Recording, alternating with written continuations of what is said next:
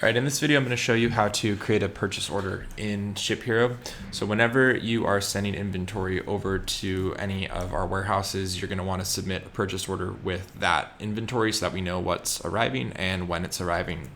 So the first thing you're going to do is you're going to go to app.shiphero.com and log in.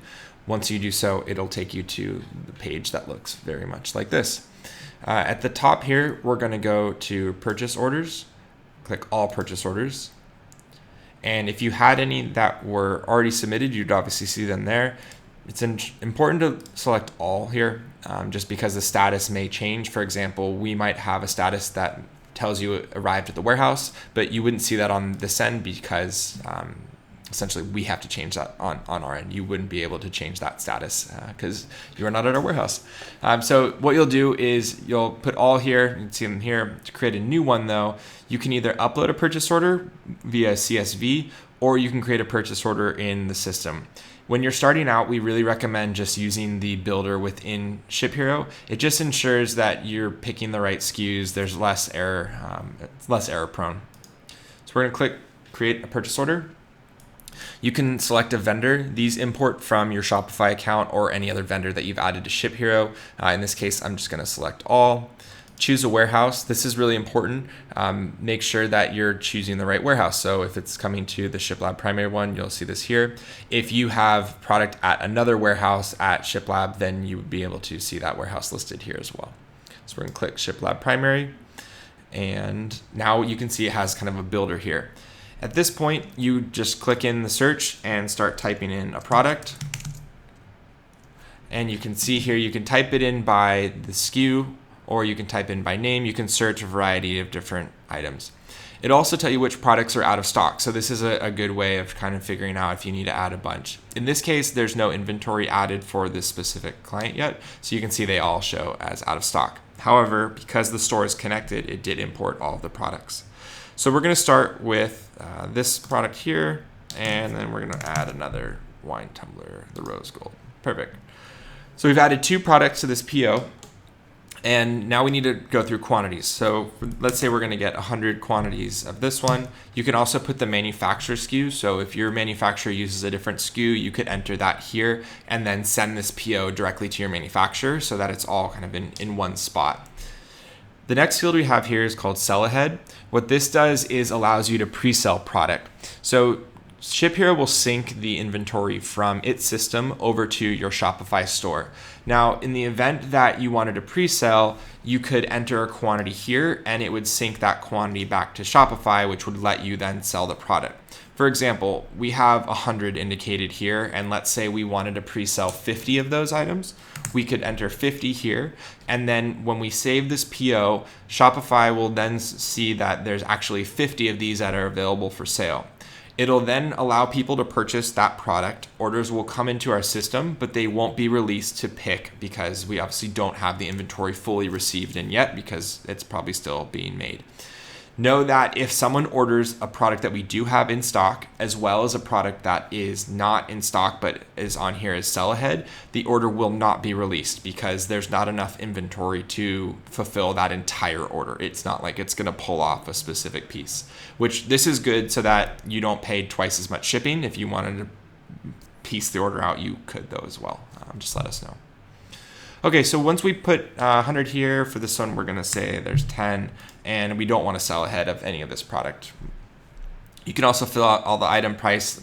This is good and helps you with reporting. Know that any information you provide here does stay within ShipHero, so it can make your reports a bit more powerful the more information you provide. All right, down here it'll calculate shipping if you want to add that in, any discounts. For the sake of this demo, I'm going to leave this all blank. At which point we're all set. We're going to hit save order. Now this is going to take us to another page here. You can see it has status is pending. You can add in any notes here that you'd like, which is really helpful. You can see we still have the quantities here. Over on the right hand side, it's important to create a PO number. So for this one, I'm going to say out and then 0001. Again, this is helpful for us just knowing that this is kind of a brand identifier, so it's for Outdooring Company, but you could call this really whatever you want. If you want to match this number with what you have on your manufacturer side, so that's really easy to see the two, I would definitely recommend doing that. See all the details here of the PO, the ship date, put this in here for when it's supposed to ship out from your manufacturer or your supplier, and then the expected date. The expected date's really, really helpful for us. So we know that that's not always going to be perfect, but the best estimate you have would be really helpful so we know what's on the way. And then the status is always going to be pending on your end. Like I mentioned earlier, we have different status updates that we will show you down the road. But for now, when you're creating it, just leave this as pending. If you have a tracking number for it, please enter that here if it's for a common carrier. Even if you have a BOL number or something like that, the more information, again, that you can provide, the better.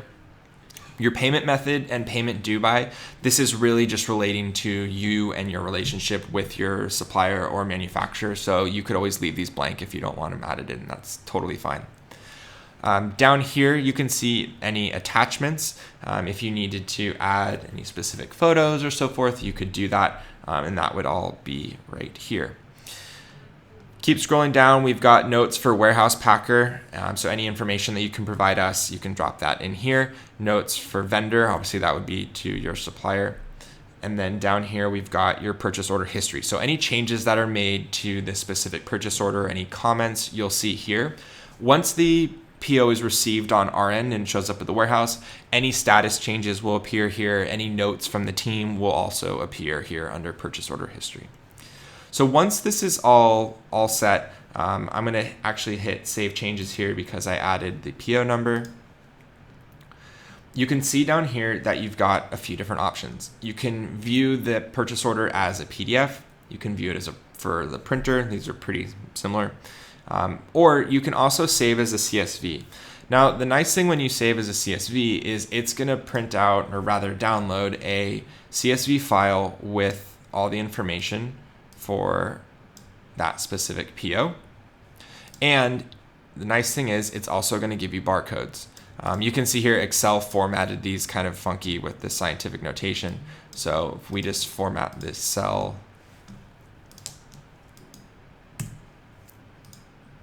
you can see here now it shows the proper file. This is really helpful when you send it to your manufacturer because what they could do is they use this as a reference, so they would see the SKU and then the associated barcode. So when they're producing the product, they know exactly what barcode to use with what SKU so that it's labeled correctly. You can obviously show them how much they need to make and so forth. So very, very helpful to download the CSV. Again, it's really more there for a convenience for you. You don't need to use it, but it can be very helpful to provide that, especially when you're dealing with barcode numbers to manufacturers. So after that's done, you've saved changes. If you go back to all purchase orders, and my internet just went out, that's lovely. If you go back to all purchase orders, you can now see that PO is listed right here. It's pending, and there is nothing else you need to do. On our end, we will see that purchase order in our queue, and we'll see all the expected dates and so on. And then once that is received, what you'll see is this status will begin to change. So the first one that you'll likely see is arrived at warehouse, which just basically means just that. It arrived at the warehouse. We have received the package. It doesn't mean that it's been fully received, but the actual items showed up or the boxes showed up.